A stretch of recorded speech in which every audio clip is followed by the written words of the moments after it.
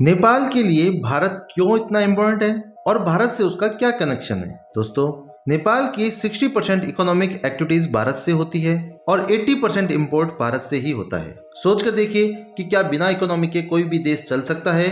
बिल्कुल भी नहीं। नेपाल के लिए तो भारत इतना इम्पोर्टेंट है कि उसे लैंड लॉक्ड कंट्री नहीं कहा जाता, बल्कि इंडिया लॉक्ड कंट्री कहा जाता है। अर्थात भारत के बिना उसका काम चल ही नहीं सकता। नेपाली मीडिया ये प्रोजेक्ट करता है कि भारत इसका नाजायज फायदा लेता आया है, जबकि हकीकत ये है कि नेपाल को भारत हमेशा छोटे भाई की तरह मानता है और भारत ने नेपाल को फाइनेंशियल ईयर 23-24 में $8.8 बिलियन की ग्रांट दी है। और भारत व नेपाल साथ में म्यूचुअल जॉइंट एक्सरसाइज करते हैं और गोरखा रेजिमेंट के हजारों जवान नेपाली जवान ही होते हैं जो नेपाल के हिल रीजन से बिलोंग करते हैं। और गोरखा रेजिमेंट भारत की आन बान और शान है। और जब भी नेपाल में कोई प्राकृतिक आपदा आती है, जैसे 2015 में जब नेपाल में भूकंप आया था, तो भारत ही सर्वप्रथम वह देश था जिसने सबसे पहले व सबसे ज्यादा हेल्प की। तो ये कोई बड़ी बात नहीं है, पड़ोसी है तो आपको हेल्प करनी ही चाहिए। लेकिन प्रश्न ये है कि इतना सब कुछ भारत के करने के बाद भी नेपाल में भारत के प्रति इतनी हेट क्यों है? क्या भारत के इतना करने के बाद वह हेट खत्म हो गई? नहीं, अभी भी वो जारी है, क्योंकि नेपाली मीडिया भारत को इसी प्रकार से वहां पर प्रेजेंट करता है। और नेपाली मीडिया में ऐसे बहुत सारे आर्टिकल लिखे जाते हैं जिसमें यह बताया जाता है कि भारत नेपाल का शोषण कर रहा है। जैसे इस आर्टिकल में यह लिखा गया है कि जब से नेपाल ने होश संभाला है, उसने अपने आप को इंडिया को हेट करता हुआ ही पाया है। और ऐसे कई आर्टिकल नेपाली मीडिया में दिख जाएंगे। यहाँ तक कि वहाँ की मीडिया ये भी कहती है कि उन लोगों को ये याद भी नहीं कि ऐसा कब से हो रहा है। अर्थात वहाँ की सोसाइटी के अंदर ही अंदर ये नैरेटिव बन चुका है जिसे चीन वो वहाँ की कम्युनिस्ट पार्टी समय समय पर हवा देती आई है। इसे मैं अंदर अंदर ही बोलूंगा क्योंकि ऊपर से बहुत सारी चीजें अच्छी भी दिख रही है। अब इसकी डिटेल एनालिसिस करने के लिए हमें इसकी नेपाल की थोड़े हिस्टोरिकल बैकग्राउंड में जाना पड़ेगा। उत्तराखंड के दो पार्ट थे, गढ़वाल और कुमाऊं, और 1814 तक ये गढ़वाल व कुमाऊं नेपाल का ही हिस्सा थे, जिसे 1814 में ब्रिटिशर्स ने उनके देश को हराकर संधि के अंदर ले लिया। एक समय तो ब्रिटिशर्स ये मानते थे कि नेपाल कोई अलग राष्ट्र है ही नहीं और उसे भी भारत का ही हिस्सा मानते थे तथा ब्रिटिश इंडिया में ही उसे शामिल करना चाहते थे। और 1814 से 1816 के बीच में एंग्लो नेपाल युद्ध होता है जो ईस्ट इंडिया कंपनी और नेपाल के बीच में होता है। और ईस्ट इंडिया कंपनी ने नेपाल की सेना के खिलाफ खूब सारे सैनिक उतारे और उन सैनिकों में ज्यादातर भारतीय सैनिक थे। और इस वॉर के बाद नेपाल गढ़वाल व कुमायूं को खो देता है और उस लड़ाई में नेपाल ने कई भारतीय राजाओं से मदद मांगी थी जो उन्हें नहीं मिली। और आज की नफरत हिस्ट्री में छिपी हुई है। यह हिस्ट्री उन्हें अपने घरों में बताई जाती है पीढ़ी दर पीढ़ी। नेपाल एक तरह से उस समय एक बहुत बड़ा भूभाग होता था जो ट्रीटी ऑफ सगोली के अंदर जो 1816 में साइन हुआ था, और उसके बाद गढ़वाल व कुमायूं उसके हाथों से निकल गए। और ईस्ट इंडिया कंपनी के लॉर्ड कर्जन ये कहते थे कि हम नेपाल को अलग सॉवरेन कंट्री नहीं मानते क्योंकि नेपाल की स्ट्रेटेजिक लोकेशंस बड़ी इंपॉर्टेंट थी। और उस समय नेपाल को होल्ड करने वाले राणा थे जो रॉयल फैमिली से बिलोंग करते थे। ब्रिटिशर्स ने नेपाल का जबरदस्त फायदा उठाया था। इसके लिए उन्होंने नेपाल को 3 भागों में बांटा था। इंडिया की तरफ से अगर देखें तो सबसे पहले तराई रीजन, जिसे हम प्लेन बोल सकते हैं, और उसके बाद Nepal elevated flatlands and hills, और थर्ड सबसे ऊपर उसको बोलते हैं माउंटेन रीजन। तराई रीजन में बहुत ही घने वन थे और यहाँ पर टिम्बर बहुत ज्यादा होता था और टिम्बर के द्वारा ही ब्रिटिशर्स ने नेपाल का बहुत ज्यादा शोषण किया था। और उस समय की पॉलिटिक्स में टिम्बर का भारत नेपाल के रिलेशन में बहुत ज्यादा महत्व था। अब अगर हम बात करें तराई रीजन की, तो यहाँ डेंस फॉरेस्ट है अर्थात घने जंगल और टिम्बर लकड़ी जिसकी जरूरत ब्रिटिशर्स को रेलवे बनाने में उस समय पड़ती थी।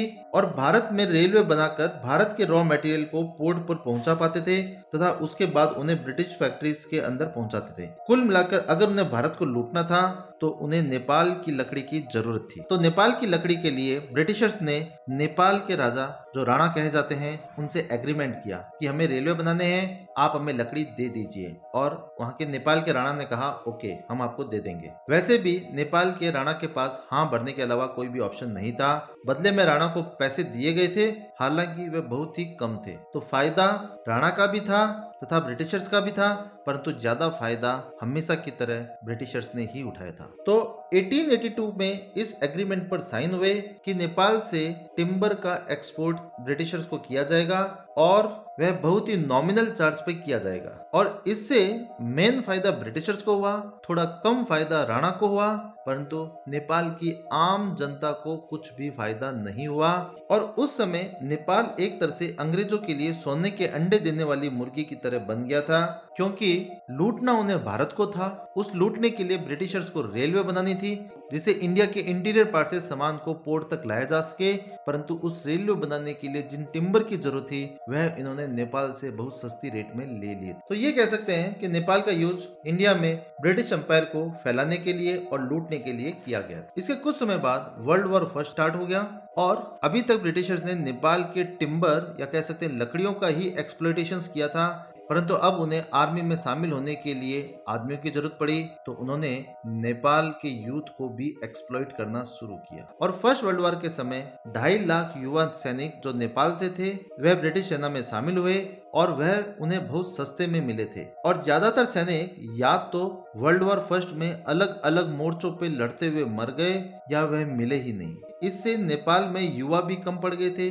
और इससे नेपाल की इकोनॉमिक क्राइसिस में आ गई थी। जो इकोनॉमी एग्रीकल्चर पर डिपेंड थी और उस एग्रीकल्चर को करने के लिए मैन पावर की जरूरत थी और वह मैन पावर नेपाल के अंदर कम हो गई थी। तो उसी समय नेपाल में अकाल भी आ गया था और अकाल के कारण नेपाली पॉपुलेशन भारत के ईस्टर्न और नॉर्थ ईस्ट एरिया में शिफ्ट होनी शुरू हो गई और वहां के चाय बागानों में जॉब करने के लिए चले गए। तो नेपाली जनता का माइग्रेशन भी हुआ। ट्रीटी ऑफ 1923 दोस्तों, जब फर्स्ट वर्ल्ड वॉर खत्म हो गया और अंग्रेज और राणा की जब आपस में बातचीत हुई तो राणा ने कहा कि हमने आपको टिम्बर भी दिए, हमने आपकी सेना से लड़ने के लिए यूथ भी दिया और नेपाल ने हर तरीके से ब्रिटिशर्स का साथ दिया, परंतु अब आप हमें कम से कम ये तो श्योरिटी करें कि आप नेपाल पर अपना अधिकार नहीं जमाएंगे। तो 1923 में ट्रीटी साइन होती है जिसे पीस एंड फ्रेंडशिप ट्रीटी 1923 कहते हैं।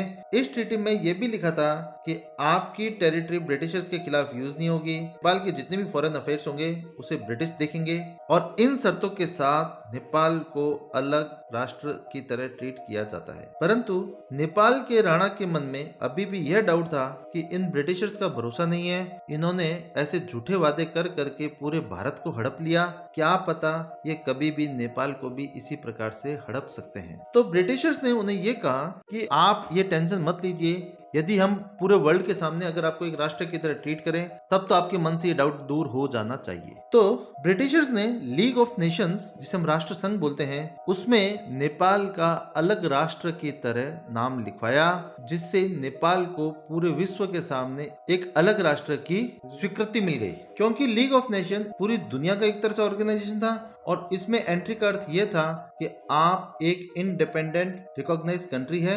एक तरह से नेपाल को अलग राष्ट्र का दर्जा ऑफिशियल रूप से मिल गया। 1947 में काफी संघर्ष के बाद जब भारत ब्रिटिशर से आजाद हुआ और उस समय पूरे भारत में एक तरह से मुहिम चली कि राजशाही को खत्म करके प्रजातंत्र को लाया जाए, तो नेपाली जनता को भी यही लगा कि नेपाल के अंदर भी राजा का शासन खत्म होना चाहिए, क्योंकि नेपाल के अंदर भी एंटी राणा सेंटीमेंट मौजूद था और नेपाल की जनता ये चाहती थी कि नेपाल के अंदर भी लोकतंत्र आए जैसे भारत में आया है। और नेपाली जनता को ये लगता था कि इस प्रकार की कोई भी मुहिम होगी तो भारत नेपाली जनता का ही साथ देगा, क्योंकि नेपाली जनता में एंटी राणा सेंटीमेंट था। लेकिन आजाद होते ही भारत को अपने पड़ोसियों से संबंध बनाने थे और संबंध हमेशा सत्ता पर काबिज व्यक्ति से ही बनाए जाते हैं। तो भारत ने राणा के साथ पीस एंड फ्रेंडशिप ट्रीटी 1950 की। तो जनता का एक बहुत बड़ा भाग जो पॉलिटिकली बहुत ज्यादा एक्टिव था, उन्होंने कहा कि आपने तो हमारे शोषणकर्ताओं से ही हाथ मिला लिया, क्योंकि राजा नहीं चाहता था कि जनता जागरूक हो या जनता के अंदर प्रजातंत्र आए। तो नेपाल के अंदर भारत के अगेंस्ट सेंटीमेंट और मजबूत हुए कि भारत नहीं चाहता कि नेपाल के अंदर डेमोक्रेसी आए। और नेपाली जनता को यह भी लगा कि पहले भी जब ब्रिटिशर से एंग्लो नेपाल वॉर हुआ था तब भी ब्रिटिश आर्मी में ज्यादातर इंडियंस ही थे, यानी ब्रिटिशर्स का साथ दिया था, न कि नेपाली जनता का साथ दिया। और इन लोगों ने मिलकर नेपाल को गढ़वाल कुमाऊं के रूप में तोड़ दिया। और अब 1947 में भारत के आजाद होने पर भी भारत ने लोकतंत्र का साथ न देकर नेपाल के राणा का ही साथ दिया है और इससे हमारा शोषण जारी रहेगा। और इनमें एक अगला कारण ये भी था कि जब पीस एंड फ्रेंडशिप ट्रीटी 1950 पर साइन किए गए थे, तो उस पिक्चर में भी आप देख सकते हो कि साइन करते वक्त एक तरफ नेपाल के प्रमुख राणा थे और दूसरी तरफ भारत के प्रमुख प्रधानमंत्री होने चाहिए थे, परंतु भारत की तरफ से वहां पर भारतीय प्रधानमंत्री नहीं थे, बल्कि नेपाल के अंदर भारतीय राजदूत थे, जो पद की गरिमा के अनुसार बहुत छोटे अधिकारी थे। हिसाब से संधि जब भी होती है तो दो बराबर के लोगों में होती है,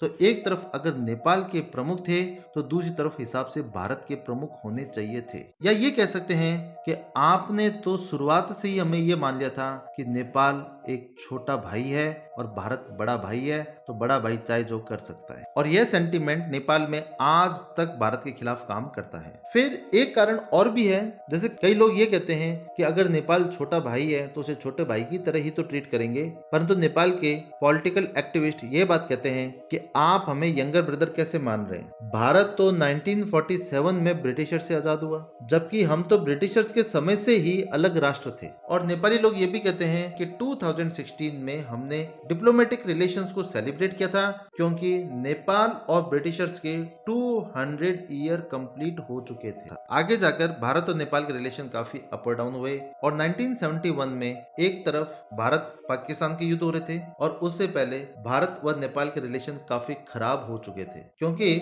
नेपाल ये चाहता था कि भारत अलग से separate trade and transit treaty पर साइन करे, जिसे भारत ने अलग से साइन करने से मना कर दिया। और नेपाल के राजा ने ये बोला कि Nepal as a zone of peace है। दिखने में तो बहुत अच्छी बात लग रही है कि तो अच्छी बात है कि कोई भी कंट्री अगर होगा तो जोन ऑफ पीस ही होना चाहिए, परंतु डिप्लोमेटिक रिलेशन में इस बात का अर्थ ये है कि हमारे लिए भारत भी उतना ही इम्पोर्टेंट है और उधर से चाइना भी हमारे लिए इतना ही इम्पोर्टेंट है, क्योंकि नेपाल दो दुश्मन देशों के बीच में था एज ए न्यूट्रल कंट्री।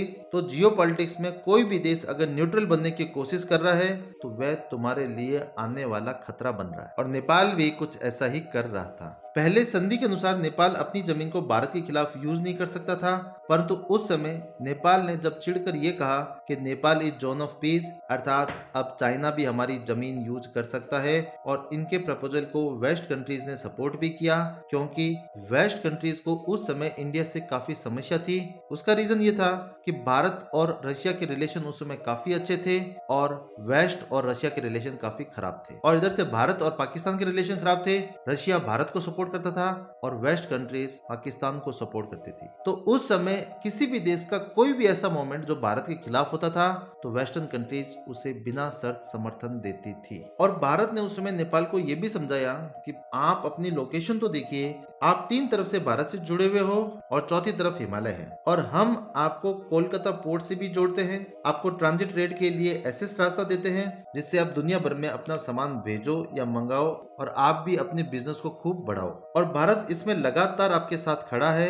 हम इंफ्रास्ट्रक्चर, पावर, ग्रांट, आर्मी, कई क्षेत्रों में आपस में सहयोग भी करते हैं, परंतु नेपाल का कहना था कि हम जब भी चाइना की तरफ होने की कोशिश करते हैं भारत हमारे खिलाफ हो जाता है, और नेपाल का ये कहना था कि हम थोड़ा न्यूट्रल रहना चाहते हैं। तो उस समय इंदिरा गांधी उनसे नाराज हो गई और इंदिरा गांधी ने ये कहा कि ये तो एंटी इंडिया स्ट्रेटेजी है और भारत इसे किसी भी कंडीशन में बर्दाश्त नहीं करेगा, और जो बिल्कुल लॉजिकल था, बर्दाश्त करना भी नहीं चाहिए था। और जब दो देशों के बीच में रिलेशन खराब करने के लिए कोई रीजन नहीं होता तो उस रीजन को क्रिएट कर दिया जाता है, और ऐसा ही एक रीजन था ब्लॉकेड। ब्लॉकेड कोई फॉर्मली नहीं हुआ था, परंतु ब्लॉकेड से नेपाल की अर्थव्यवस्था पे बुरी तरह से प्रभाव पड़ा, और उसके बाद इंदिरा गांधी की सरकार इमरजेंसी के बाद चली गई थी। फिर मोरारजी देसाई ने आकर वापस संबंधों को सही किया, तो ट्रेड एंड ट्रांजिट ट्रीटी पर मोरारजी देसाई के समय वापस साइन हुए, परंतु मोरारजी देसाई की सरकार ज्यादा समय नहीं रही। फिर वापस इंदिरा गांधी आई और इंदिरा गांधी ने वापस अपने स्टैंड को बहुत कड़ा किया, क्योंकि भारत को नेपाल के साथ कड़ा रुख दिखाना जरूरी भी था, क्योंकि जियो पॉलिटिक्स में वास्तव में तो यही काम करता है, क्योंकि कई बार एक पक्ष शांत होता है और दूसरा पक्ष अनड्यू बेनिफिट लेता रहता है, और एंटी इंडिया सेंटीमेंट को बढ़ाकर उसका फायदा लेता रहता है। तो नेपाल भारत व चीन दोनों से फायदा लेने लग गया था, कभी भारत के अगेंस्ट माहौल बना के और कभी चीन के अगेंस्ट माहौल बना के। इसका पर्पज ये होता था कि नेपाल अगर नाराज होगा तो ही तो भारत उसको मनाने की कोशिश करेगा और उस समय नेपाल भारत से एक अच्छी डील ले लेगा। फिर इंदिरा गांधी के बाद राजीव गांधी आए और राजीव गांधी ने भी काफी कड़ा रुख अपनाया और उन्होंने तो नेपाल का लाइन ऑफ क्रेडिट भी कैंसिल कर दिया और नेपाल ने भी भारतीय रुपए को स्वीकार करना बंद कर दिया। और इससे पहले नेपाल में भारतीय रुपया बड़े आराम से चलता था। तो भारत ने जब ब्लॉकेट लगाया तो नेपाल पर तो उसका असर पड़ना ही था और नेपाल इसे हैंडल बिल्कुल भी नहीं कर पाया। जो नेपाल की जीडीपी 1988 में 9.7% थी, वह अब घटकर 1989 में 1.5% पर आ गई थी और एक तरह से उनकी इकोनॉमी बिल्कुल क्रैश हो गई थी और इससे नेपाल में क्राइसिस जैसी स्थिति पैदा हो गई थी। यह भारत का नेपाल को बहुत कड़ा मैसेज था कि लॉजिकली आपको भारत के साथ ही रहना चाहिए और नेपाल जो एशिया की सबसे अच्छी इकोनॉमी में से एक था, एकाएक ही वर्ल्ड की सबसे गरीब कंट्रियों में शामिल हो गया था। अगले 10-12 साल तक भारत में कोई स्थिर सरकारें नहीं रही और रिलेशन अप एंड डाउन चलते रहे। फिर 2014 में भारत में मोदी गवर्नमेंट आई और 2015 में मोदी जब बीजिंग जाते हैं, वहाँ पे कई सारे एग्रीमेंट होते हैं और वहाँ पर भारत व चीन के बीच में ट्रेड करने के लिए 3 बॉर्डर की लोकेशंस खोली जाती है, जिसमें से एक हिमाचल में थी, सिपकिला। इससे नेपाल को कोई मतलब नहीं था। सिक्किम के अंदर नाथुला, नेपाल को इससे भी कोई मतलब नहीं था क्योंकि नेपाल का इससे कोई लेना देना नहीं था। परंतु उत्तराखंड के अंदर जो लिपू लेक का रास्ता खोला गया था, वहां पर नेपाल को प्रॉब्लम हुई और जैसे ही भारत व चीन के बीच में जॉइंट स्टेटमेंट जारी हुआ तो नेपाल ने कहा कि आप दोनों अपनी स्टेटमेंट को वापस लो क्योंकि लिपू लेक तो हमारा है। लिपू लेक एक ट्राई जंक्शन है जिसके ईस्ट की तरफ चाइना है, साउथ की तरफ नेपाल है और बाकी साइड में भारत है। तो नेपाल को लगता है कि हम भी इसके अंदर एक पार्टी है और बिना हमारी परमिशन के आपको इस पर कोई भी निर्णय नहीं करना चाहिए। वास्तव में चीन की तरफ से जब इसको सपोर्ट मिलता है तभी नेपाल इस प्रकार के स्टेटमेंट जारी करता है। Constitutions and Madhesi conflict. Madhesi एक तराई रीजन है, यहाँ पर जो जनता है उसके क्लोज फैमिली और रिलेशन आज भी भारत के अंदर ही है। आज का जो बिहार और ईस्टर्न यूपी है, उन्हीं की जनता से ही उनका जुड़ाव है। उनका बोलचाल, खान पान, मदर लैंग्वेज, ऐसा नहीं है कि सब कुछ कोर नेपाली है। एक तरह से नेपाल के अंदर यह मिनी इंडिया का एरिया है और इन लोगों के सेंटीमेंट हमेशा भारत की तरफ ही होते हैं। परंतु नेपाल की पॉलिटिक्स के अंदर हिल रीजन का बड़ा रोल है और नेपाल के बिजनेस पे कंट्रोल इन मधेशियों का है। तो जब नेपाल में नया संविधान लागू हुआ तो मधेसी लोग इस बात का विरोध कर रहे थे कि आपने मधेसी लोगों को साइडलाइन कर दिया और इसको लेकर वहां पर विरोध प्रदर्शन होने शुरू हो गए क्योंकि नेपाल के अंदर बिजनेस पे कंट्रोल मधेसी लोगों का है और पॉलिटिक्स पे कंट्रोल पहाड़ी अपर नेपाल के लोगों का है और उसी एरिया से भारत के ट्रक जाते थे। तो भारत सरकार ने सुरक्षा के लिए ट्रकों को रोक दिया जिससे भारत से जाने वाले ट्रकों को किसी भी प्रकार का नुकसान नहीं हो और इसे ही ब्लॉकेड कहा गया। और नेपाली सरकार, जनता जो अपर नेपाल वाले थे, उन्होंने कहा कि ये भारत की चाल है क्योंकि ओली सरकार प्रो चाइना है और आप वापस नेपाल को सबक सिखाने के लिए ऐसा ब्लॉकेट लगा रहे हैं। इससे नेपाल के अंदर महंगाई बहुत ज्यादा बढ़ गई थी और उससे पहले अर्थक्वेक भी नेपाल के अंदर आया था जिससे भी नेपाल को भारी नुकसान हुआ था। तो कुल मिलाकर नेपाल ने चाइना के साथ ट्रेड एंड ट्रांजिट एग्रीमेंट किया और इससे भी एंटी इंडिया सेंटीमेंट को और ज्यादा बढ़ावा मिला। Border issue. नेपाल इंडिया के बीच आपस में 1800 किलोमीटर का बॉर्डर है और बॉर्डर पर कई बार दोनों तरफ से ही टेंशन रहती है। परंतु नेपाली मीडिया ये आरोप लगाता है कि नेपाली लोग जब बॉर्डर पर आते जाते हैं तो भारतीय सिक्योरिटी फोर्स उन्हें परेशान करती है। तो इससे आसपास के विलेजेस में इंडिया के खिलाफ काफी एंटी इंडिया सेंटीमेंट रहता है। लॉर्ड बुद्धा बर्थ प्लेस का भी एक विवाद है। गौतम बुद्धा का बर्थ प्लेस लुम्बिनी नेपाल के अंदर ही है, बट रिसेंटली इसमें एक डिस्प्यूट क्रिएट हो गया। इसमें कोई शक नहीं है कि गौतम बुद्धा का बर्थ प्लेस लुम्बिनी नेपाल में है और बुद्धा हेरिटेज नेपाल के लिए एक बड़ा इमोशनल इशू है और नेपाल की सेकंड लार्जेस्ट पॉपुलेशन बुद्धिस्ट है। परंतु हाल ही में एक डिस्प्यूट क्रिएट हो गया। इंडिया ये कहता है कि India is a land which give Buddha message to the world. यह स्टेटमेंट भारतीय प्रधानमंत्री मोदी जी ने यूएनओ में की थी। तो नेपाल ने उस समय ये कहा कि इंडिया ये मैसेज कैसे दे सकता है, बुद्ध तो लुम्बिनी नेपाल में पैदा हुए थे। तो दोस्तों, उनका जन्म नेपाल में हुआ, ज्ञान उनको भारत में मिला और निर्वाण भी उनका भारत में ही हुआ। तो 3 में से 2 बातें भारत में ही हुई। तो हम ये नहीं कहते कि बुद्धा तुम्हारे हैं या बुद्धा हमारे हैं, बल्कि भारत ये कहता है कि बुद्धा का मैसेज तो सबका है और इंडिया में ही बुद्धा धर्म फला फूला। परंतु नेपाल में मीडिया ने इस बात को वहां पर बहुत हवा दी थी, इससे नेपाल के अंदर भारत के खिलाफ काफी माहौल बना। Big brother attitude. नेपाल को हमेशा ये लगता है कि साउथ एशिया में भारत ही अपने आप को समझता है और दूसरों को हमेशा दबाने की कोशिश करता है। अंत में हम यही कह सकते हैं, नेपाल और भारत का रिलेशन बड़े भाई व छोटे भाई का है और नेपाल और भारत का प्रेजेंट, पास्ट और फ्यूचर तीनों एक साथ मिलकर रहने में ही है। परंतु नेपाल को भी अपनी चाइना पॉलिसी को चेंज करना पड़ेगा। उसको यूज करते हुए अगर वह भारत पर दबाव बनाता है तो ये बिल्कुल गलत बात है। वह भारत पर इस प्रकार का दबाव नहीं बना सकता। और ऐसा नहीं है नेपाली नेताओं को ये बात मालूम नहीं है, उन्हें ये बात अच्छे से मालूम है, परंतु वह सिर्फ भारत पर दबाव बनाकर अच्छी डील हासिल करने की कोशिश में रहते हैं। नेपाल को हमेशा ये बात का ध्यान रखना पड़ेगा कि चीन भले ही उनका पड़ोसी है, परंतु भारत हमारा भाई है और भारत लगातार ये चाहता है कि भारत आगे बढ़े तो नेपाल भी साथ साथ में आगे बढ़े। आपको क्या लगता है दोस्तों? आप हमें कमेंट सेक्शन में बताएं। Thank you for watching this video.